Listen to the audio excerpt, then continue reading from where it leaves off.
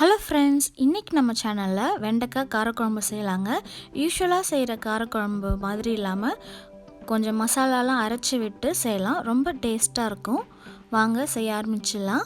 First ஒரு panல 2 teaspoon எண்ணெய் சேர்த்துட்டு 100 கிராம் வெண்டைக்காய் எடுத்துர்க்கேன். அதை இந்த மாதிரி கட் பண்ணிட்டு எண்ணெயில ஒரு 3 நிமிஷம் நல்லா வதக்கி எடுத்துக்கலாங்க. அப்போ நம்ம குழம்புல சேர்க்கும்போது வழவழப்பு இல்லாம நல்ல டேஸ்டாவும் இருக்கும். இப்போ வதங்கின வெண்டைக்காயை ஒரு பிளேட்ல மாற்றி வச்சிடலாம். அதே பேனில் அதே எண்ணெயிலேயே 2 வெங்காயத்தை சேர்த்துக்கலாம். கூடவே ஒரு தக்காளி சேர்த்துக்கலாம். 10 பல்லு பூண்டு, கொஞ்சமாக கருவேப்பிலை, இது எல்லாத்தையுமே சேர்த்து நல்லா வதக்கிக்கலாங்க.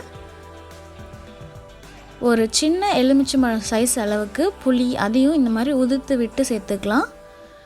ஒரு 3 டேபிள் ஸ்பூன் அளவுக்கு தேங்காய், அதையும் சேர்த்து இந்த தக்காளி மசிஞ்சு வர அளவுக்கு வதக்கிக்கலாம். இப்போ இதில் பொடியெலாம் சேர்த்துடலாம்.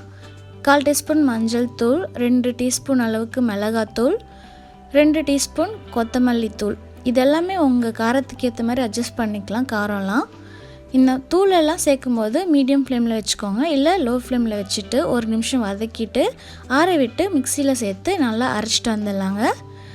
நெக்ஸ்ட்டு ஒரு பேனில் 2 டேபிள் ஸ்பூன் எண்ணெய் சேர்த்து கடுகு, ஜீரகம், வெந்தயம் இது எல்லாத்தையும் தாளித்து பொரிஞ்ச உடனே ஒரு 15 சின்ன வெங்காயத்தை இந்த மாதிரி சேர்த்துடலாம். கட் பண்ணிவிட்டு கூடவே 10 பல்லு பூண்டையும் சேர்த்து நல்லா வதக்கிடலாம். கொஞ்சமாக உப்பு சேர்த்து வதக்கிட்டு இந்த வெங்காயம் ஜஸ்ட் கலர் மாறினா போதுங்க. இந்த கலர் மாறின உடனே நம்ம முன்னாடி வதக்கி அரைச்சி வச்சுருக்கோம்ல அந்த பேஸ்ட்டை சேர்த்துடலாம். இந்த மிக்ஸி ஜார் கழுவி கொஞ்சமாக தண்ணி சேர்த்துக்கலாம்.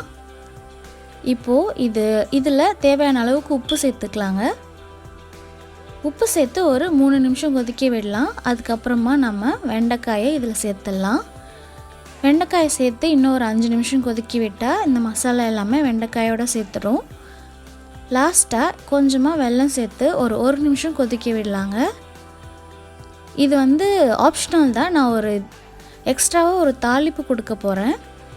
வடகம் வச்சு இப்படி லாஸ்ட்டாக தாளித்து விடும்போது அந்த குழம்போட ஃப்ளேவர் சூப்பராக இருக்குங்க. உங்கள்கிட்ட வடகம் இல்லைன்னா இந்த ப்ராசஸ் நீங்கள் ஸ்கிப் பண்ணிடலாம். 1 டீஸ்பூன் அளவுக்கு எண்ணெய் சேர்த்துட்டு 1 டேபிள் ஸ்பூன் அளவுக்கு வடகத்தை நல்லா எண்ணெயில் பொரித்து எடுத்து நம்ம குழம்புல சேர்த்துலாங்க. இப்படி பண்ணும்போது நமக்கு ஹோட்டலில் சாப்பிடுவோம்ல குழம்பு, அந்த டேஸ்ட்லே அதே வாசனையிலே ரொம்ப சூப்பராக இருக்குங்க. இந்த வடகம் சேர்த்துட்டு ஒரு வாட்டி நல்லா மிக்ஸ் பண்ணிவிட்டு மூடி போட்டு அப்படியே வச்சிடலாங்க ஓரமாக. எப்போ சாப்பிட போகிறோமோ அப்போ திறந்து சர்வ் பண்ணால் நல்லா கமகமன்னு அந்த வடகம் வாசனையோட சூப்பராக இருக்குங்க டேஸ்ட்டு. நீங்கள் செஞ்சு பார்த்துட்டு உங்களோட கமெண்ட் சொல்லுங்கள். வீடியோ பிடிச்சிருந்தா லைக் பண்ணுங்கள். உங்கள் ஃப்ரெண்ட்ஸ்க்கும் நம்ம சேனலை ஷேர் பண்ணுங்கள். மறக்காமல் நம்ம சேனலுக்கு சப்ஸ்கிரைப் பண்ணிவிட்டு பக்கத்தில் இருக்க பெல் பட்டனும் கிளிக் பண்ணிவிடுங்க. தேங்க்யூ.